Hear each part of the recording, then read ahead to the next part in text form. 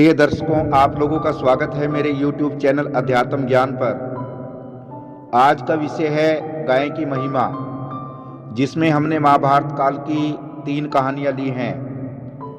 पहली कहानी माता लक्ष्मी का गाय की देह में प्रवेश कथा, और दूसरा गाय के मूल्य के विषय में महर्षि च्युन और राजा नहुस की कहानी, और तीसरा उद्दालक ऋषि पुत्र नचिकेता को यमराज द्वारा बताया गया कि पृथ्वी पर गौओं की सेवा करने का यमपुरी में क्या फल मिलता है। इन तीनों कहानी के द्वारा गाय की महिमा की संपूर्ण जानकारी के लिए वीडियो को स्किप ना करें और अंतिम तक देखें। और जो दर्शक हमारे चैनल पर नए आए हैं, कृपया हमारे चैनल को सब्सक्राइब कर लें, ताकि हमें ऐसे ही महत्वपूर्ण जानकारी को आप तक पहुंचाने में प्रोत्साहन मिले। तो शुरू करते हैं आज का विषय, गाय की महिमा। भारतीय संस्कृति में गाय की जो महिमा है वो शायद ही किसी और चीज की हो। समुद्र मंथन के समय 14 रत्नों में कामधेनु गाय प्राप्त हुई, जो समस्त कामनाओं को संपूर्ण करने वाली है। हिंदू धर्म में गाय को संपूर्ण प्राणियों की माता कहा गया है। गाय के दान की इतनी बड़ी महिमा है कि उससे समस्त पापों का नाश हो जाता है। हमारे प्राचीन ग्रंथों जैसे कि महाभारत में भी अनेकों स्थानों पर गौ सेवा का फल, गोदान करने से अनगिनत पुण्यों की प्राप्ति तथा इससे प्राप्त दूध, दही, घी का विस्तार पूर्वक वर्णन मिलता है। गाय की देह में माता लक्ष्मी सहित 33 करोड़ देवी देवताओं का निवास है। उनमें सबसे प्राचीन कथा है माता लक्ष्मी और गौओं की। तो प्रिय बंधुओं, शुरू करते हैं पहली कथा। एक बार माता लक्ष्मी ने मनोहर रूप धारण कर गौओं के झुंड में प्रवेश किया। उनके रूप वैभव देखकर सभी गायें आश्चर्यचकित रह गईं और उससे पूछने लगी, हे देवी, तुम कौन हो, कहां से आई हो? इस पृथ्वी पर तुम्हारे रूप की तुलना नहीं हो सकती, इसलिए हम तुम्हारा परिचय जानना चाहती हैं। गौओं के इस प्रकार जिज्ञासा प्रकट करने पर मां लक्ष्मी कहने लगी, मैं ही चतुर्भुजधारी भगवान विष्णु की पत्नी हूँ। सारा जगत मेरी कामना करता है और हर संभव या असंभव प्रयास से मुझे पाने की इच्छा करता है। मैंने दैत्यों को छोड़ दिया है, इसी कारण वे सदा के लिए नष्ट हो गए हैं। मेरी ही शरण में रहते हुए इंद्र, सूर्य, चंद्रमा, वरुण और अग्नि आदि देवता सदा आनंद भोगते हैं। मेरे प्रसन्न होने पर ही देवताओं तथा ऋषियों को रिद्धि सिद्धि प्राप्त होती है। जिस स्थान पर मेरा प्रवेश नहीं होता, वह जगह हमेशा के लिए नष्ट हो जाती है। हे गौओं, मैं तुम्हारी काया में सदैव ही निवास करने के लिए तुम्हारे पास आई हूँ। इसलिए मैं आप सभी से प्रार्थना करती हूँ कि आप मुझे किसी भी अंग में रहने का स्थान दो, ताकि तुम भी मेरा आश्रय पाकर श्री संपन्न हो जाओ। लक्ष्मी के प्रत्युत्तर में वहां एकत्रित सभी गायें कहने लगी, हे जगत माता, तुम चंचला हो और कहीं भी एक स्थान पर स्थिर होकर नहीं रह सकती। इसके अतिरिक्त तुम्हारे संबंध अनेक दूसरे प्राणियों से भी हैं, इसलिए तुम जहां भी आनंद पूर्वक रह सको वहीं जाओ। हमारा शरीर तो वैसे भी हष्टपुष्ट और सुंदर है, हमें तुमसे कोई काम नहीं है।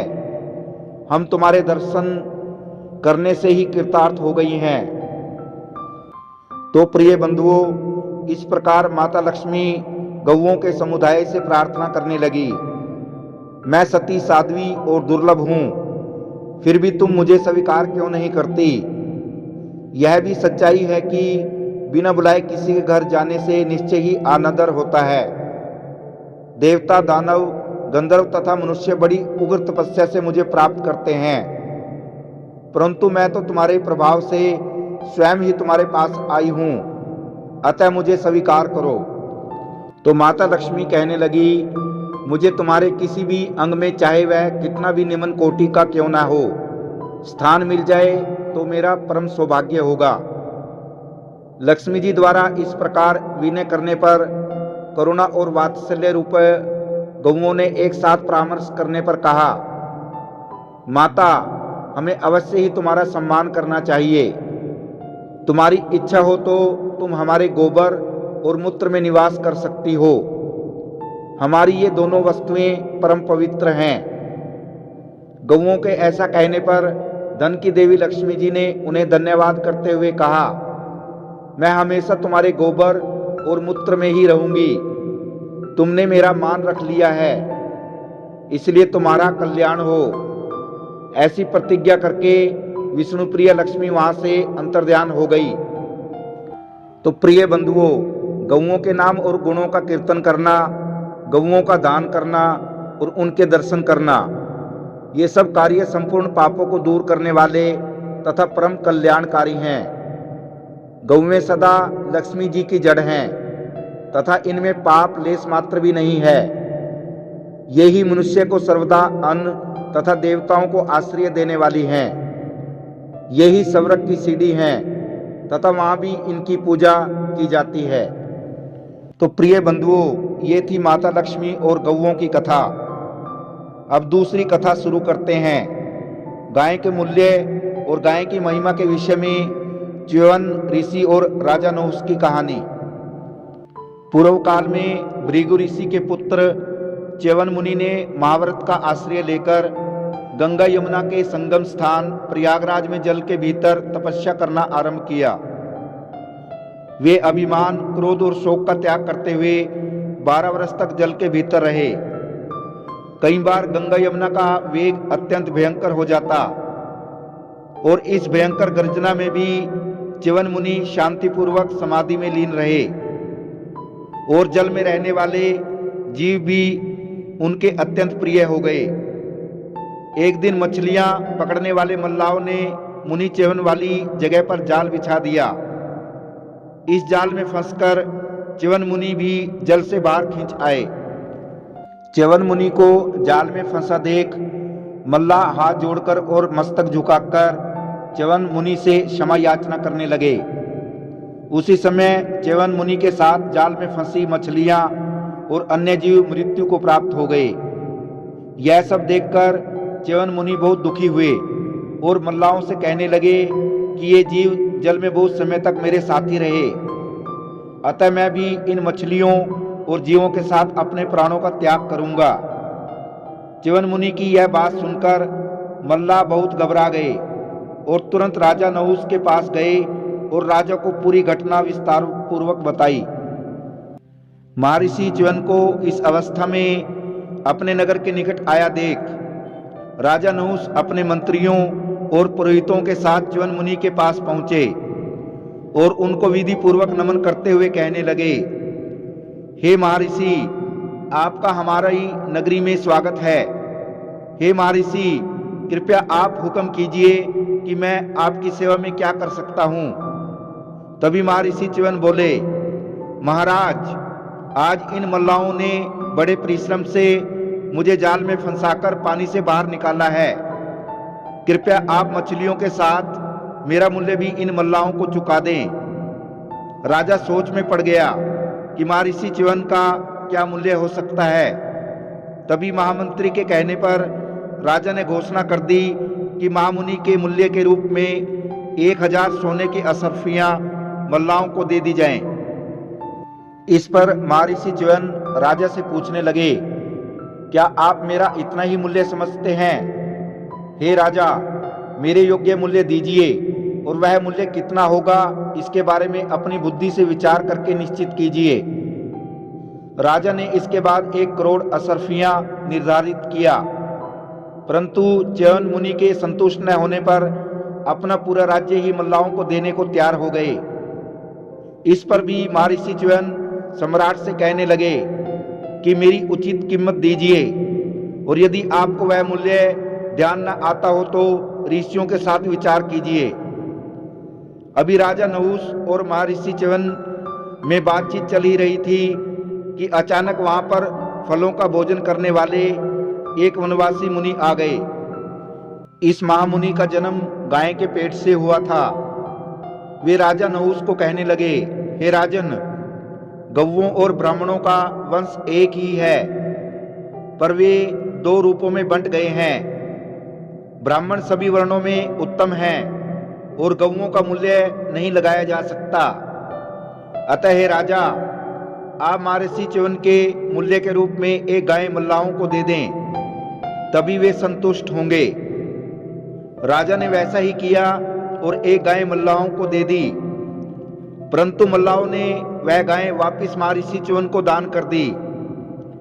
इस दान के प्रभाव के कारण उन सभी मल्लाहों के सभी पाप नष्ट हो गए और उन सभी को स्वर्ग की प्राप्ति हुई, और महर्षि च्यवन के प्रभाव से वे सभी मृत मछलियां और जीव पुनः जीवित हो उठे। तो प्रिय बंधुओं, इस प्रकार महर्षि च्यवन राजा नहुस को कहते हैं, हे राजन, गाय की कीमत अमूल्य है, और राजा को गाय की सेवा में संलग्न रहने का आशीर्वाद देकर अपने आश्रम की ओर चले गए। तो प्रिय बंधुओं, यह थी हमारी दूसरी कहानी, जिससे हमें ज्ञात होता है कि गाय अमूल्य है। अब शुरू करते हैं तीसरी कहानी। इस कहानी में यमराज नचिकेता को बताते हैं कि जो व्यक्ति पृथ्वीलोक पर गाय की सेवा करेगा तो उसे यमपुरी में क्या फल मिलेगा। तो शुरू करते हैं तीसरी कहानी। एक समय उदालक ऋषि जब यज्ञ कर रहे थे तो उन्होंने अपने पुत्र नचिकेता को हर समय उनकी सेवा में उपस्थित रहने का आदेश दिया। कुछ समय पश्चात यज्ञ संपूर्ण होने के बाद महर्षि उदालक ने अपना भोजन, फूल, फल और जल का घड़ा नदी के किनारे पर रख दिया और स्नान करके वेद पाठ करने लगे। वेद पाठ करने के बाद वो अपना भोजन, फूल, फल और जल का घड़ा वहीं पर भूलकर अपने आश्रम लौट आए। तभी उसने अपने बेटे नचिकेता को बुलाकर कहा, तुम नदी तट पर जाकर वह सारा सामान उठा लाओ। लेकिन जब नचिकेता नदी के तट पर पहुंचा तो उसे वहां कुछ नहीं मिला, क्योंकि वह सारा सामान नदी के बहाव में बह गया था और वह खाली हाथ घर लौट आया। उसे खाली हाथ देखकर भूख और प्यास से व्याकुल उसके पिता उदालक ने उसे शाप दे दिया कि अरे मूर्ख, तुझे नदी तट पर तो कुछ दिखाई नहीं दिया, परंतु अब तुम यमराज को अवश्य देखोगे। इस प्रकार अपने पिता के शाप के कारण नचिकेता निष्प्राण होकर जमीन पर गिर पड़ा। अपने पुत्र को निष्प्राण पड़ा देख उदालक ऋषि पश्चाताप करते हुए कहने लगा, अरे ये मैंने क्या कर डाला, और वह भी मूर्छित होकर जमीन पर गिर पड़ा। उधर नचिकेता शापग्रस्त होकर यमराज की सभा में पहुंच गया। यमराज ने नचिकेता का यमपुरी पहुंचने पर यथा योग्य स्वागत किया। उसके उपरांत नचिकेता धर्मराज से कहने लगे, मैं आपकी सभा में आया हूं। मैं जिस लोक में भी जाने योग्य हूं उसमें जाने के लिए आप आज्ञा दें। तभी यमराज उससे कहने लगे, तुम मरे नहीं हो। तुम्हारे तेजस्वी पिता ने सिर्फ यमराज को देखने के लिए कहा था। अब तुमने यमपुरी में आकर मुझे देख लिया है, अतः अब वापस लौट जाओ, क्योंकि तुम्हारे पिता तुम्हारे वियोग में शोकमग्न हो रहे हैं। तभी यमराज ने कहा, यमपुरी के अतिथि होने के कारण तुम्हारी जो भी इच्छा हो वह मुझसे मांग लो। इस पर नचिकेता ने कहा, भगवान, आपकी कृपा दृष्टि हो तो मैं पुण्यात्मा पुरुषों को मिलने वाले समृद्धशाली लोगों के दर्शन करना चाहता हूँ। यमराज के तथास्तु कहते ही वहां एक दिव्य रथ प्रकट हुआ, जिसमें बैठकर नचिकेता पुण्यशाली पुरुषों को प्राप्त होने वाले लोगों के दर्शन करने लगा। इन लोकों के भवन चंद्रमंडल के समान उज्जवल थे। कितने ही भवन सोने चांदी के बने हुए थे। इन भवनों में वन उपवन भोज्य पदार्थों की कोई कमी नहीं थी।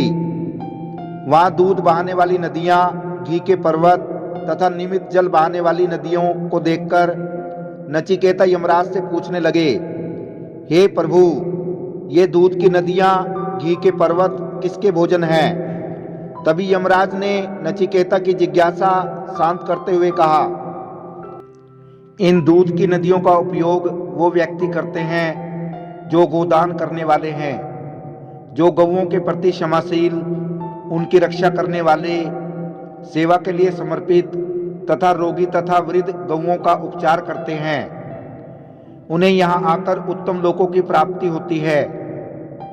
जो मनुष्य संयम नियम से युक्त होकर गाय के घी का दान करता है, उसके लिए इस लोक में ये घृतवाहिनी नदियां वत्सला गौओं की भांति घी बहाती हैं।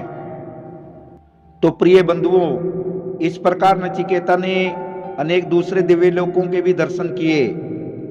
उधर उदालक ऋषि निष्प्राण नचिकेता के शरीर के पास अत्यंत शोक में डूबे हुए और रोते हुए बैठे रहे।